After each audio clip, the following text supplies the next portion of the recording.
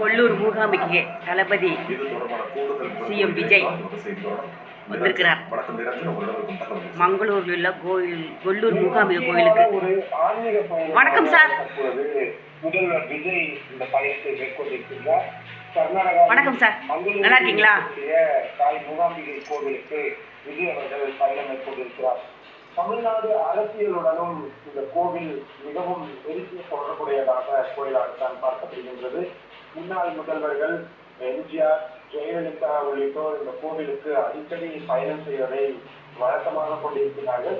அவர்கள் அரசியலுக்கு நுழைவதற்கு முன்பு இருந்தும் சரி, அதற்கு பின்பும் சரி, அவர்கள் இந்த கோவிலுக்கு வருகை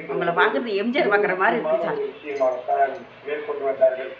இந்த தாய் மூகாம்பிகை கோவிலை பொறுத்தவரை விஜய் அவர்கள் செல்வது என்பது தமிழ்நாடு அரசியல் களத்திலும் மிக முக்கியமான ஒரு அம்சமாகத்தான் பார்க்கப்படுகின்றது. சமூக நீதி, மத நல்லிணக்கம் போன்ற பல்வேறு விஷயங்களை இதன் மூலமாக அவர் பறைசாற்றுகிறார் என்பதையும் நம்மால் புரிந்து கொள்ள முடிகின்றது. மிக முக்கியமாக டெல்லியில் 3 நாள் பயணத்தை முடித்துக் கொண்டு அவர் சென்னைக்கு திரும்பாமல் நேரடியாக மங்களூருக்கு திரும்பி அங்கிருந்து நேரடியாக தாய் மூகாம்பிகை கோவிலுக்கு அவர் பயணம் செய்திருக்கிறார் என்பதுதான் மிக முக்கியமான விஷயம். உடுப்பி மாவட்டம் பைந்தூரா தாலுகாவில் இருக்கக்கூடிய கொல்லூர் மூகாம்பிகை கோவில் என்பது மிகவும் பிரசித்தி பெற்றது.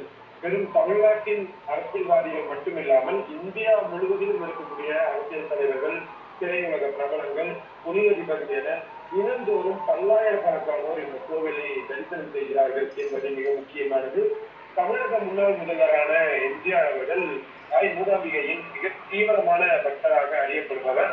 அவர் இந்த கோவிலுக்கு தங்க வாள் என்பதை காணிக்கையாக செலுத்தி இருக்கின்றார். அதே போல முன்னாள் முதல்வர் ஜெயலலிதா அவர்களும் இந்த கோவிலுக்கு நேரில் சென்று தரிசனம் செய்திருக்கிறார். அந்த வகையில் தமிழக முன்னாள் முதல்வர் ஸ்டாலின் அவர்களுடைய மனைவியான துர்காவும் இந்த கோவிலுக்கு நேரில் சென்று தரிசனம் செய்திருந்தார்கள். நமக்கு இதிலிருந்து தெரிந்து கொள்ள முடியும், கிட்டத்தட்ட கடந்த 40-50 ஆண்டு கால தமிழ்நாட்டு வரலாற்றில் இந்த கோவில் என்பது இந்த அளவுக்கு பின்னி திறந்திருக்கிறது என்பதை சொல்ல முடியும். இன்று மதியம் 3 மணி அளவில் அவர் இந்த கோவிலுக்கு சென்று சிறப்பு பிரார்த்தனையில் ஈடுபடுவார் என்பதாக சொல்லப்பட்டிருக்கிறது. தற்பொழுது அந்த விமான நிலையத்தில் இருந்து அங்கு இருக்கக்கூடியவர்களை பார்த்து கையெழுத்திட்டபடி தனது வாகனத்தில் புறப்படுவதை தான் நாம் தற்பொழுது பார்த்துக் கொண்டிருக்கிறோம். அதே போல தேர்தல் வாக்குப்பதிவு முடிந்ததற்கு பிறகு திருச்செந்தூர் முருகன் கோவில் மற்றும் சீரடி சாய்பாபா கோவில்களுக்கு முதலமைச்சர் விஜய் அவர்கள் பயணம் செய்திருந்தார். அது மிகவும் முக்கியமான ஒன்றாக பார்க்கப்பட்ட நிலையில் தற்பொழுது இந்த பயணத்தை முடித்துக் கொண்டு அவர் சீரடி சாய்பாபா கோவிலுக்கும் செல்வார் என்பதாகத்தான் சொல்லப்படுகின்றது. இதன் பின்னணி என்பது வெறும் ஆன்மீகம் சார்ந்து மட்டுமில்லாமல் அரசியல் சார்ந்தும் இருக்கிறது என்பதை தான் நாம் பார்த்து வருகின்றோம். தொழிலதிபர்கள் அம்பானி தொடங்கி பல முக்கியமான இந்திய தொழிலதிபர்கள் இங்கு சென்றிருக்கிறார்கள். இந்த கோவிலின் கால வரலாறு என்பதும் மிகவும் பிரசித்தி பெற்றது. பெங்களூருவிலிருந்து சுமார் 458 கிலோமீட்டர் தொலைவில் தான் இந்த கோவில் என்பதை அமைத்திருக்கின்றது. மிகவும் சக்தி வாய்ந்த அம்பாளான கொல்லூர் மூகாம்பிகை தான் இதன் மூலஸ்தானத்தில் இருந்து பக்தர்களுக்கு அருள்பாலிக்கிறார். இங்கு இருக்கக்கூடிய மூகாம்பிகை சிவசக்தி சொரூபத்தில் காட்சி தருகிறார் என்பதுதான் இந்த கோவிலின் மிக முக்கியமான அம்சமாக பார்க்கப்படுகின்றது. மகிஷாசுரனை வதம் செய்ததற்கு பிறகு மூகாம்பிகை அம்மன் இந்த கோவிலில் தான் எழுந்தருளினார் என்பதுதான் தல வரலாறாக இருக்கிறது. மேற்கு தொடர்ச்சி மலையின் மேற்கு சரிவில் கொடசாத்திர மலை அடிவாரத்தில் வற்றாத ஜீவ நதியான சௌபர்ணிகா ஆற்றின் கரையில் தான் இந்த கோவில் என்பது அமைந்திருக்கிறது. தாய் மூகாம்பிகை கோவில் என்பது ரத்தின கற்களால் ஆன ஆபரணங்களால் அலங்கரிக்கப்பட்ட அலங்கார மூர்த்தியாகத்தான் பக்தர்களுக்கு அவர் காட்சியளிக்கின்றார். முன்னாள் முதல்வர் ஜெயலலிதா அவர்கள் இந்த கோவிலுக்கு வழிபாடு செய்ய புறப்பட்ட பொழுது பத்தி உடுத்திதான் அவரும் சென்றிருந்தார்.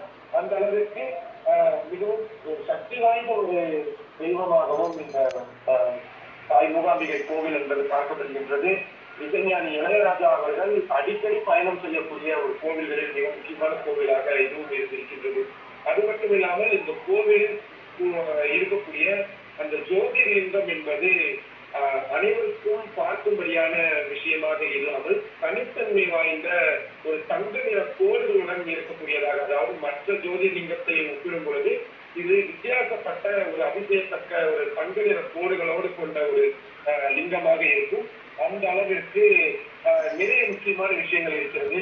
இந்த கோவிலில் இருக்கக்கூடிய பஞ்சலோக சிலைக்கு ஆதிசங்கர் அபிஷேகம் செய்தார் என்பது இதனுடைய வரலாறுகளில் மிக முக்கியமான ஒன்றாக இருக்கும். லிங்கத்தில் இருக்கக்கூடிய அந்த பிரிந்து இருக்கக்கூடிய அந்த விஷயம் என்பது பாதி பிரம்மா, பாதி விஷ்ணு, சிவன் ஆகியோரையும், இடது பாதியில் காளி, லட்சுமி, சரஸ்வதி ஆகியோரையும் கொண்டிருக்கிறது என்பதாக இருக்கின்றது. சூரிய ஒளி படும் பொழுதுதான் அந்த ஒளி, அந்த கோடு என்பது ஒளியும். இந்த அளவிற்கு அனைத்து தரப்பிலிருந்தும் என் வெளிநாடுகளிலிருந்து கூட தலைவர்கள் தாய் மூகாம்பிகை கோவிலுக்கு வருவார்கள். அந்த அளவிற்கு இது மிக முக்கியமான ஒன்று. கன்னட திரையுலகத்தை சேர்ந்த ரிஷப் ஷெட்டி வழக்கமாக இந்த கோவிலுக்கு போவதை இருக்கக்கூடிய ஒரு நபராக இருக்கிறார். அதே போல கன்னட திரையுலகத்தினரும் சரி, அரசியல் தலைவர்களும் சரி, இந்த கோவிலுக்கு செல்லாமல் இருக்க மாட்டார்கள். எப்படி மும்பையில் சித்தி விநாயகர் கோவில் எப்படி பிரசித்தி பெற்ற ஒன்றோ, கிரிக்கெட் வீரர்கள் தொடங்கி அரசியல்வாதிகள், தொழிலதிபர்கள் என்று அந்த கோவிலுக்கு எப்படி செல்வார்களோ, அதே போல மங்களூருவில் இருக்கக்கூடிய இந்த தாய் மூகாம்பிகை கோவிலுக்கு அத்தனை திரை நட்சத்திரங்களும் போவார்கள். தெலுங்கு சூப்பர் ஸ்டாராக இருக்கக்கூடிய ஜூனியர் என்டிஆர் தொடங்கி பலரும் தங்களது படங்கள் தொடங்கும் பொழுது இந்த கோவிலுக்கு செல்வதை வழக்கமான ஒன்றாக வைத்திருக்கிறார்கள். அதே போல சூப்பர் ஸ்டார் ரஜினிகாந்த் அவர்களும் இந்த கோவிலுக்கு அடிக்கடி செல்வார். கர்நாடகா முதலமைச்சர் டி.கே. சிவகுமார் இந்த கோவிலுக்கு தவறாமல் செல்லக்கூடிய ஒரு மிக முக்கியமான நபர்களில் ஒன்றாக இருக்கின்றார். நன்றி நிரஞ்சன், உங்க தகவல்களுக்கு.